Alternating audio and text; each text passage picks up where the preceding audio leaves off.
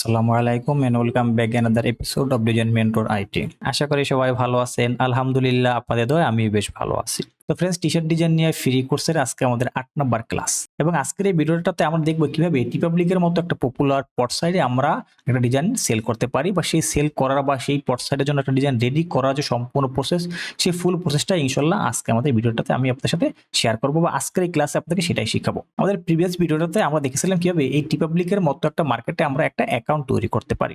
আজকে আমরা দেখবো এই মার্কেটের জন্য আমরা যে অ্যাকাউন্টটাকে তৈরি করলাম সেই অ্যাকাউন্টটাকে আমাদের অবশ্যই কাস্টমাইজ করতে হবে বা এই জায়গাতে আমাদের ডিজাইন আপলোড দিতে হবে। সেই ডিজাইনটা আপলোড দেওয়ার জন্য তো আমাকে একটা ডিজাইন রেডি করতে হবে, আমাকে একটা ডিজাইন তৈরি করতে হবে। সেই ডিজাইনটা আমি কোথা থেকে তৈরি করতে পারি?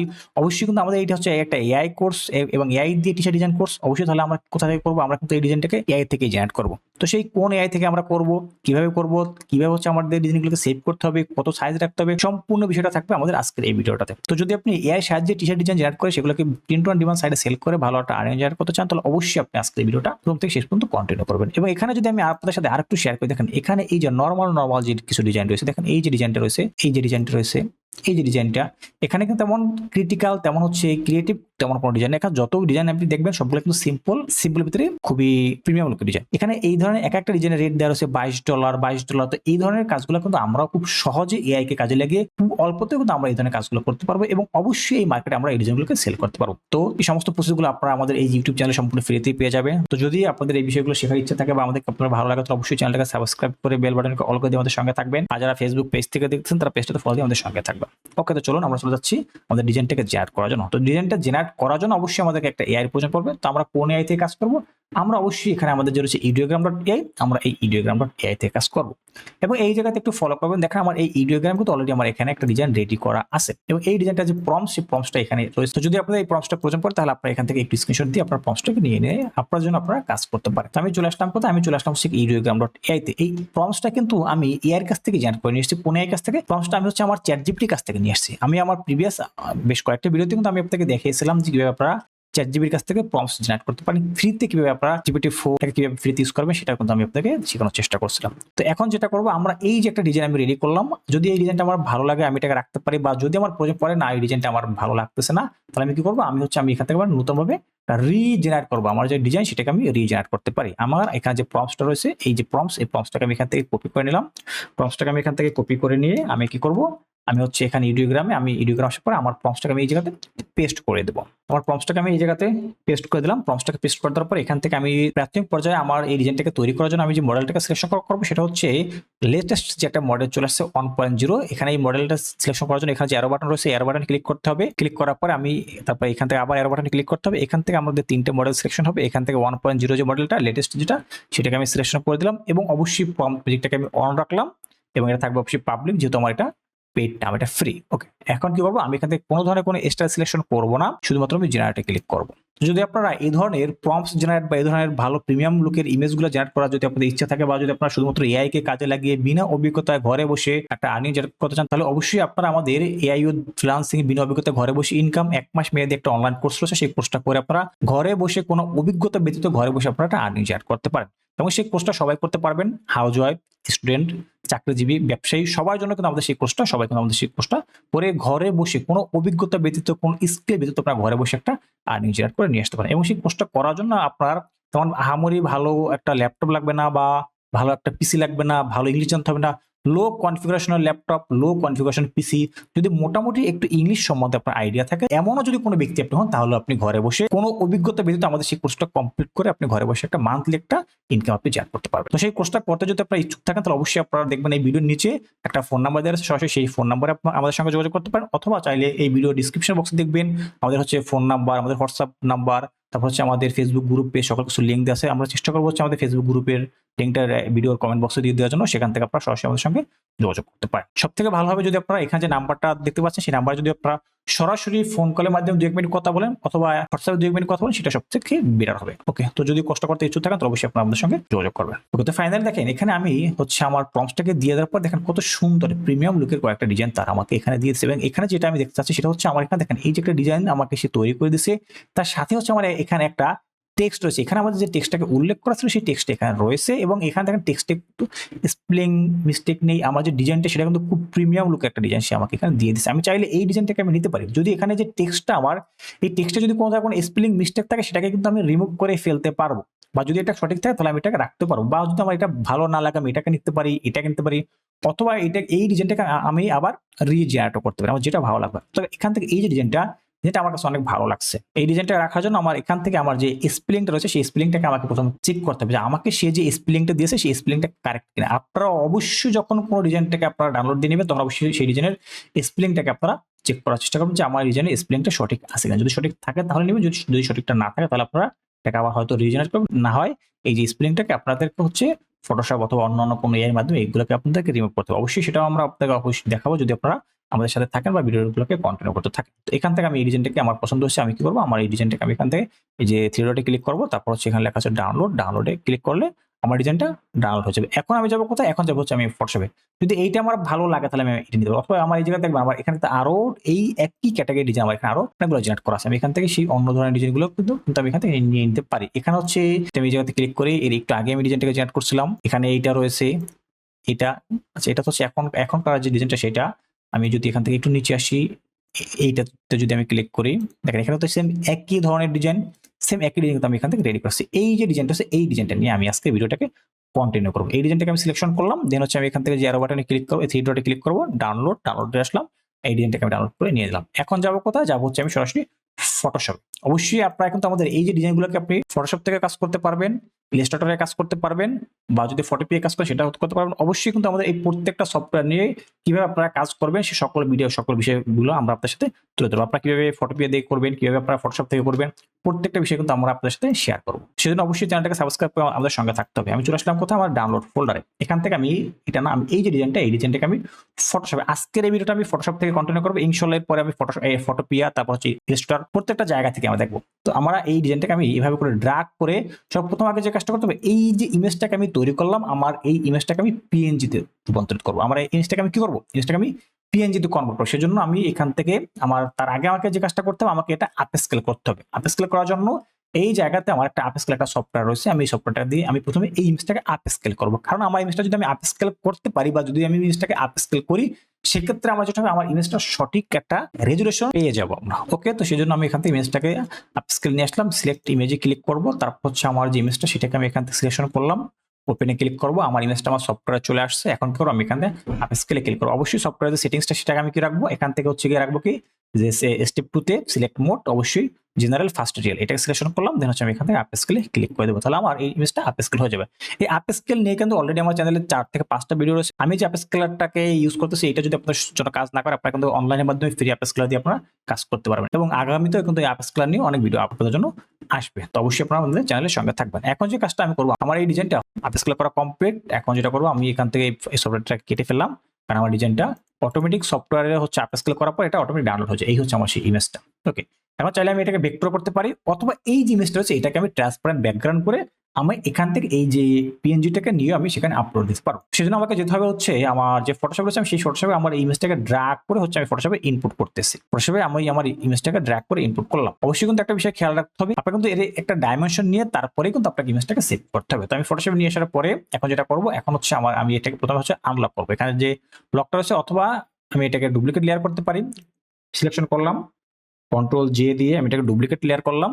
এখন হচ্ছে এই নিচের লেয়ারটাকে আমি হাইড করে দেবো, এটা হচ্ছে আমার মেইন ইমেজ ছিল। আমি এই যে লেয়ারটাকে কপি করলাম, সেই লেয়ারটাকে সিলেকশন করলাম, এবং এখন যে কাজটা করবো, এখানে লেয়ারটাকে সিলেকশন করার পরে দেখুন আমার এই ডান পাশে একটা প্রপার্টিজ নামে একটা অপশন ওপেন হয়ে যাবে। এটা হচ্ছে আমি একবার খুব সহজে আপনাদেরকে আমি দেখানোর চেষ্টা করতেছি, একেবারে ইজিলি। এই প্রপার্টিজ সেকশন আসার পরে আমি এখানে থেকে দেখতে পাবো নিচে লেখা আছে সিলেক্ট সাবজেক্ট। এই সিলেক্ট সাবজেক্ট এখানে একটা আমাকে ক্লিক করতে হবে। তবে তার আগে একটা বিষয় খেয়াল রাখবেন, আমার এই যে ইমেজটা যদি আমার স্মার্ট অবজেক্টে থাকে, সেক্ষেত্রে কিন্তু আমার এই সিলেক্ট সাবজেক্ট অপশন আসবে না। কারণ স্মার্ট অবজেক্টটা কি, এই জায়গাতে দেখেন আমার এই ইমেজটাতে এখন এখানে একটা বক্সের মতো আছে। এই অবস্থাতে যদি আমি ইমেজটাকে সিলেকশন করি, তাহলে দেখেন আমার ওই ইমেজ সাবজেক্ট আসবে না। তাহলে আমার কি আসবে, কনভার্ট টু লেয়ার। তো আমাকে সেই কনভার্ট টু লেয়ারে ক্লিক করতে হবে। আর যদি এটা স্পট অবজেক্ট না থাকে, যদি রাস্টার ইফেক্টে থাকে এই ধরনের, তাহলে হচ্ছে আমার এখানে সরাসরি সিলেক্ট সাবজেক্ট লেখা আসবে। ওকে, দেন এখন আমি কি করবো, আমি এখান থেকে সিলেক্ট সাবজেক্টে একটা ক্লিক করবো। তাহলে যে কাজটা হবে, এই ফটোশপের যে এআই রয়েছে ও আমার এই ডিজাইনটাকে ডিটেক্ট করবে। ডিটেক্ট করার পরে আমার এটা এখানে কোথায় কি আসে না সেটাকেও সিলেকশন করে নেবে, অটোমেটিকলি, আমাকে কোনো কিছু করতে হবে না। তো অটোমেটিকলি ও এটাকে সিলেকশন করে নিয়েছে। এখন যে কাজটা করবো, আমি এখানে লেখা হচ্ছে রিমুভ ব্যাকগ্রাউন্ড, এখানে ক্লিক করে আমি আমার এটাকে ব্যাকগ্রাউন্ডটাকে ডিলিট করবো। অথবা যদি আমার এখানে দেখি যে এখানে আমার সঠিকভাবে সে সবকিছু সিলেকশন করতে পারেন, তাহলে আমি আমার নিজের মতো করেই কিন্তু আমি আবার এখান থেকে কিছু অ্যাড করতে পারবো। সেটা কিভাবে দেখেন, এই জায়গা থেকে একটা অংশ সে আমাকে এখানে সিলেকশন করে। তার জন্য আমি যে কাজটা করতে পারি, আমরা আসবো কোথায়, এখানে আমাদের যে টুল বার রয়েছে, টুলবারে আসার পর এখান থেকে আমি হচ্ছে গিয়া এটা নিতে পারি, হচ্ছে আমি এখান থেকে কি নেবো, আমি এখান থেকে নিব হচ্ছে quick selection tool. Quick selection টুলটাকে আমি নিলাম, এবং এই কুইক সিলেকশন টুলটাকে নেওয়ার পরে এখন আমাকে যেটা করতে হবে, আমি এই জায়গায় আমি আসবো যে জায়গাটাকে সে আমাকে সিলেকশন করে দেয়নি, এই জায়গাটাতে আসার পরে এই যে অংশটা সে আমাকে সিলেকশন করে, আমি এটাতে একটা ক্লিক করলাম। এখন হচ্ছে সে আমার এই অংশটাকে সিলেকশন করছে, এবং এখানে একটু প্রবলেম হয়েছে কি, এই জায়গাটাকে আমাকে মাইনাস করতে হবে। ওকে, এখন কমপ্লিট, এখন ডিজাইনটা কমপ্লিট, এবং পাশে আমাকে আরো দেখতে হবে সে আমাকে বাড়তি কোনো জায়গা সিলেকশন করছে কিনা, বা এমন যদি কোনো জায়গাটা থাকে যে সে আমার এই জায়গাটা সিলেকশন করেনি, সেটাকে আমাকে সিলেকশন করে দিতে হবে। এই জায়গাটা সে আমার সিলেকশন করেনি, এখান থেকে আমাকে এই পাশ থেকে আসতে হতো, তো সেটা করেনি, তাহলে অবশ্যই আমাকে এই জায়গাটাকেও দেখাই দিতে হবে। আমি আবার এই জায়গাটাকে দিয়ে আমি এখান থেকে ক্লিক করে ধীরে ধীরে এই জায়গাটাকে আমাদের যে একটা বাউন্ডারি ছিল সার্কেলে, সেই জায়গাটাকে আমি তাকে দেখাই দিচ্ছি। ওকে, এভাবে করে আমি একটু হালকা ড্র্যাগ করে আমি এই জায়গাটাকে সিলেকশন করে ফেললাম।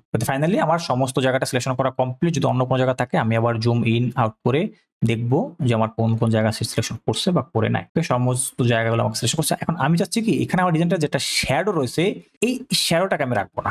তাহলে আমি এই শ্যাডোটাকে এখান থেকে মাইনাস করতে পারি। কিভাবে করবো, কিবোর্ড থেকে অল্টার প্রেস করে ধরে রাখবো, এবং হচ্ছে এখন হচ্ছে আমি এইভাবে করে ড্র্যাগ করবো। তাহলে হবে কি, সে আমাকে এই জায়গাগুলো ডিসিলেকশন করে দেবে। ওকে, আমি এই জায়গাগুলোকে ডিসিলেকশন করে নিচ্ছি, আমি এই জায়গাগুলোকে ডিসিলেকশন করে ফেললাম। এখন হচ্ছে আমার এখানে যে শ্যাডো সেটা আর থাকবে না। এখন আমার কাছে মনে হচ্ছে যে আমার ডিজাইনটা ফুলটা কমপ্লিট, আমার এখানে সিলেকশন রয়েছে, এবং চাইলে আমি এই ডিজাইনটাকে এখন আমি যে ব্যাকগ্রাউন্ডটাকে আমি রিমুভ করতে পারি। চাইলে আমি এখান থেকে যেটাকে আমি নিয়েছিলাম এইটুকু আমি রিমুভ করে ফেলতে পারি। ভিডিওটা যদি আপনারা একটু ধৈর্য দিয়ে দেখেন, তাহলে আপনারা এখান থেকে অবশ্যই অনেক কিছু শিখতে পারবেন, এবং ডিজাইনটা কিভাবে তৈরি করবেন সমস্ত প্রসেসটা কিন্তু আপনারা এখানে পেয়ে যাবেন। এখানে হচ্ছে দেখবেন কিছু পাতা রয়েছে, সেই পাতার মাঝে কিন্তু আমার এখানে কিছু আনওয়ান্টেড অবজেক্ট সিলেকশন করা আছে, এটাকে আমি রিমুভ করবো। কিভাবে হচ্ছে, এখানে হচ্ছে আমার যে একটা মাউসের এই জায়গাতে একটা সারফেস রয়েছে, এটা সাইজ আমি ছোট বড় করতে পারি। কিভাবে, কিবোর্ডের থার্ড ব্র্যাকেটের লেফট সাইড যদি আমি প্রেস করি তাহলে ছোট হবে, রাইট সাইড প্রেস করলে এটা বড় হবে। আমি থার্ড ব্র্যাকেটের লেফট সাইডটা প্রেস করতেছি, এবং অর্ডার ধরে রাখলাম। দেন হচ্ছে আমি এই জায়গা থেকে একটু সিলেকশন করলাম, আমার এই জায়গাগুলো সব হচ্ছে ডিসিলেকশন হয়ে গেছে। এখন কি করব, এখন হচ্ছে আমি এখান থেকে এইটু থাকবে, এই জায়গাটুকু থাকবে। এখন যেটা করব, এখন আমার এই ইমেজটার আমাকে ব্যাকগ্রাউন্ডটাকে রিমুভ করতে হবে। ব্যাকগ্রাউন্ড রিমুভ করার জন্য এই সিলেকশন থাকা অবস্থাতে আমি যে কাজটা করবো, আমার মাউসের রাইট ক্লিক করবো। দেখেন এখানে লেখা চলে আসছে কি সিলেক্ট ইনভার্স, এই সিলেক্ট ইনভার্স একটা ক্লিক করব, এবং এখন যেটা করবো আমার কিবোর্ড থেকে ব্যাক স্পেসটাকে একটা প্রেস করবো। দেখেন একটা ক্লিকে আমার সকল জায়গার যে ব্যাকগ্রাউন্ড ছিল সেটা রিমুভ করা কমপ্লিট, কত ইজিলি, কত সহজে। এখন ওকে, এখন যে কাজটা করবো, এখন হচ্ছে আমি কিবোর্ড থেকে কন্ট্রোল ডি প্রেস করবো, তাহলে এটা ডিসক্রিপশন হয়ে যাবে। এবং এখন আমি যদি আপনাদের একটু দেখাই, এটা ছিল হচ্ছে মেইন ডিজাইন, এটাকে যখন আমরা ব্যাকগ্রাউন্ড রিমুভ করছি তখন এরকমটা আসছে। আমি কি করবো, এখানে যে ব্যাকগ্রাউন্ড লেয়ারটাকে ধরে ডিলিট করে ফেলবো, আমার এই লেয়ারটার কোনো ধরনের কোনো প্রয়োজন নেই। এবং অবশ্যই আমি আমার এই ইমেজটাকে আমি এখন একটা কাজ করতে পারি, সেটা হচ্ছে আমার যদি অন্য কোনো কাজ করতে হয়, এখানে যদি আমাকে আরেকটু কাস্টমাইজ করতে হয়, সেক্ষেত্রে অবশ্যই আমার যে ইমেজটা লেয়ারটাকে আমি অবশ্যই স্মার্ট অবজেক্টে কনভার্ট করবো। তা হয় কিন্তু আমার ইমেজটা যদি আমি ছোট বড় করতে চাই, সেক্ষেত্রে এটা নষ্ট হয়ে যাবে। আমি কি করবো, লেয়ারটাকে সিলেকশন করলাম, মাউস রাইট ক্লিক করবো, convert to smart object click করলাম। এখন যদি আমি এটাকে ছোট বড় করি কোনো প্রবলেম হবে না। তো ফাইনালি আমার যে ইমেজ বা আমার যে ডিজাইন তার হচ্ছে ব্যাকগ্রাউন্ড রিমুভ করা কমপ্লিট। এখন আমার এই ইমেজটাকে সেভ করতে হবে। কোথায়, পিএনজি মোডে। আমার এই ডিজাইনটা যেহেতু প্রিন্ট হবে, ইমেজটা যেহেতু প্রিন্ট হবে, তার জন্য অবশ্যই আমাকে এটা CMYK কে কালার মোডে রাখতে হবে, এবং আমার এখানটা ডাইমেনশন সাইজ দেখে তারপর হচ্ছে আমি আমার ইমেজটাকে সেভ করবো। তো সেজন্য আমি কি করবো, আমি হচ্ছে আমার এখান থেকে একটা ফাইল লেখা আছে, ফাইলে আসবো, ফাইল আসার পর এখানে থেকে নিউতে ক্লিক করবো। কারণ আমরা যখন ডিজাইনটাকে ফটোশপে ইনপুট করছিলাম তখন কিন্তু আমার এটা কোনো নির্দিষ্ট কোনো আর্টবোর্ড সাইজ নেওয়া ছিল না, সেজন্য আমাকে এখন একটা নির্দিষ্ট একটা আর্টবোর্ড সাইজ নিতে হবে। তবে আমি আর্টবোর্ড সাইজটা নিব হচ্ছে পিক্সেলে। আমি এখান থেকে পিক্সেলটা সিলেকশন করেছি, এবং এই জায়গাতে আমি কি দেবো, আমি এখানটাতে একটা আর্টবোর্ড সাইজ দিচ্ছি, আমি 4500 ইন্টু 5400, এই ধরনের একটা আর্টবোর্ড সাইজ দিয়ে আমি এখানে ডিজাইনটাকে তৈরি করতেছি। 500 ইন্টু 5400, এবং এর যে রেজুলেশন সেটাকে আমি দেবো 300। আমি এটা এখান থেকে চেঞ্জ করে 300 দিচ্ছি। এখানে কিন্তু আমাদের ওই জায়গাতে আমাদের যে সাইটগুলো সেখানে হচ্ছে 120 বা 150 পিপিআই বা ডিপিআই সেটা কিন্তু তারা অ্যাপ্রুভ করে। তো আমি এখান থেকে 300 দিচ্ছি। যদি পরবর্তীতে আমাদের সাইজটা বেশি বেড়ে যায়, সেক্ষেত্রে আমরা এটাকে আবার রিসাইজ করে নেবো। আপাতত হচ্ছে আমি এটাকে রাখলাম। রাখার পরে কি করবো, কালার মোড এটাকে অবশ্যই চেঞ্জ করতে হবে। কালার মোড এখানে অ্যারোতে ক্লিক করার পর এখান থেকে আমি CMYK কালার মোডটাকে সিলেকশন করলাম, এবং এখান থেকে হচ্ছে আমার এটা কিন্তু RGB ছিল, সেটা কিন্তু আমি কনভার্ট করে CMYK তে নিয়ে আসছি। এবং হচ্ছে আমি এখানে কি করবো, এই যে ক্রিয়েট লেখা আছে সেই ক্রিয়েটে ক্লিক করবো। তাহলে আমার এই জায়গাতে নতুন একটা ডকুমেন্টস তৈরি হয়ে গেছে। এখন যেটা হচ্ছে, এখানে কিন্তু একটা ব্যাকগ্রাউন্ড আছে, আমার কিন্তু এই ব্যাকগ্রাউন্ড সহকারে কিন্তু আমি আপলোড দিতে পারবো না। সেটাকে ডিলিট করার জন্য চলে আসতে হবে আমাকে এখানে লেয়ারে। তবে এই মুহূর্তে আমি এটা করবো না,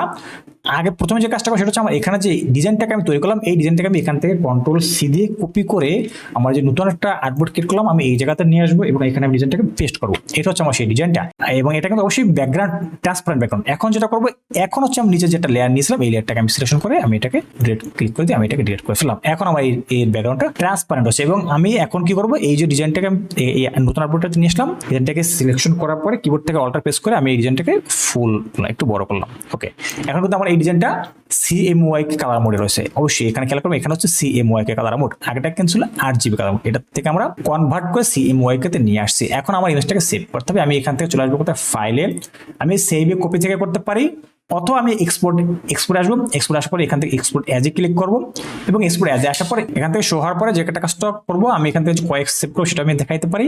আমি এখান থেকে যেটা হচ্ছে এই ফরম্যাটে আমি এখানে অনেক সিরিজ রাখবো। এখানে লেখা হচ্ছে পিএনজি ফরম্যাটটা সিলেকশন করা রয়েছে। এখান থেকে হচ্ছে 554 আমার সাইজটা শো হইতেছে।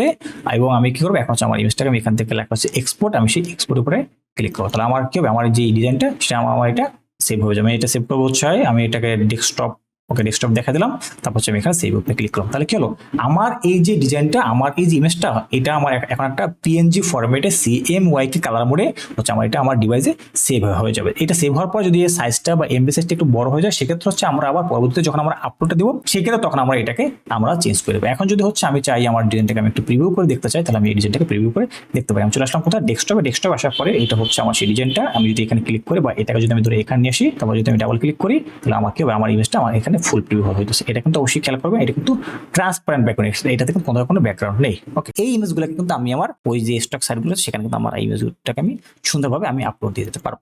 ইনশাআল্লাহ অবশ্যই আমরা আগামী ক্লাস হচ্ছে আমাদের এই ভিডিওর এই যে ইমেজ বা যে ডিজাইনটাকে আমরা কিভাবে সেই স্টক সাইটটাতে আপলোড দেবো, যেটা হচ্ছে আমাদের প্রিন্ট অন ডিমান্ডের জন্য যে আমাদের হচ্ছে টিপাবলিক যে অ্যাকাউন্ট আমরা তৈরি করলাম, সেখানে আমরা কিভাবে এই ডিজাইনটাকে আপলোড দেবো সেই ভিডিওটা ইনশাআল্লাহ আপনারা আগামী যে ক্লাসটা থাকবে, আগামী যে এপিসোড থাকবে সেখানে আপনারা এটা দেখতে পাবেন। তো সেই ভিডিওটা দেখার আমন্ত্রণ জানিয়ে আমাদের আজকের ক্লাসটা আমরা এখানে শেষ করতেছি, কারণ ক্লাসটা একটু মধ্যে একটু বড় হয়ে গেছে। এবং যদি আপনারা আমাদের সেই বিনা অভিজ্ঞতা ঘরে বসে ইনকাম ফ্রিল্যান্সিং 1 মাস মেয়াদী একটা অনলাইন কোর্স করে ঘরে বসে কোনো অভিজ্ঞতা ব্যতীত কোনো স্কিল ব্যতীত যদি আপনারা আর্নিং জেনারেট করতে চান, তাহলে অবশ্যই আপনারা আমাদের সঙ্গে যোগাযোগ করবেন। আমি আপনাকে বলবো, যদি আপনাদের দ্বারা সম্ভব হয় অবশ্যই আমাদের সেই 1 মাস মেয়াদী একটা কোর্স করে কোনো অভিজ্ঞতা ব্যতীত কোনো স্কিল ব্যতীত সারা জীবনের জন্য ঘরে বসে একটা ইনকামের পথ আপনারা বের করে নিয়ে আসতে পারেন। ওকে ফ্রেন্ডস, সবাই সুস্থ থাকবেন, ভালো থাকবেন। আল্লাহ হাফেজ, আসসালামু আলাইকুম।